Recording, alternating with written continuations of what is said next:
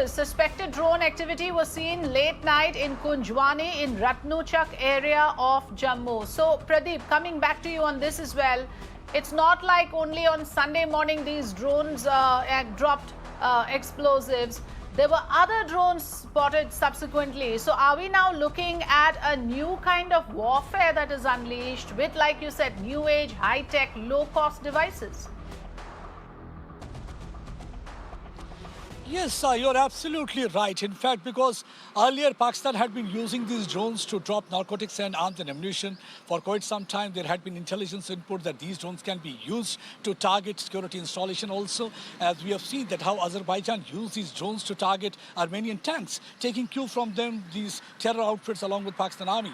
They are now using this object to target Indian installation. Ever since the twin blast has taken place inside Indian Air Force Station, there had been 3 occasions when these killer devices have been spotted hovering over military station. First, it was spotted in Kaluchak area yesterday at about 11:40 p.m. Then again during VRs, this was spotted hovering over Ratnuchak, and then again late tonight it was seen hovering over the Kunjwani area too. But this time it was not over the military station; it was a civilian area, because what we came to know from sources is that they saw some white light blinking just up in the air, and immediately after that they informed the security agency. But drone managed to flee. If it was a drone, it managed to flee back. But yes, there had been 3 instances after this twin blast, because in 2 of the instances, those drones were found hovering over the military station, and QRT team, the quick reaction team of army, had opened fire, engaged those drones. They wanted to shoot down those drones, because right now, the only technology that is available to them is to shoot down drones. That's the best technology.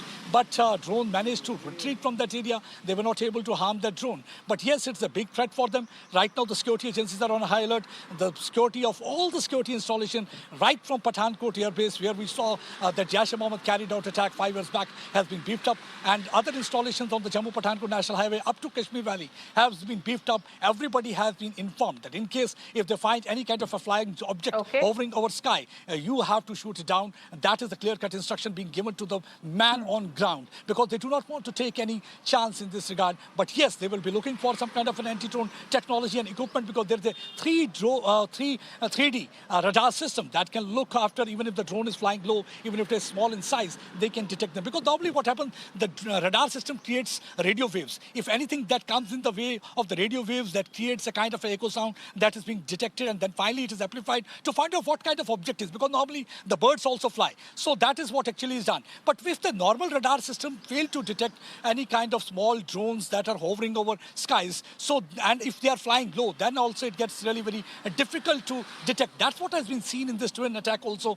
These 2 drones were not detected. In detecting them, I get your point, Pradeep, and like you rightly pointed out, now the bigger worry is there are more drones being spotted.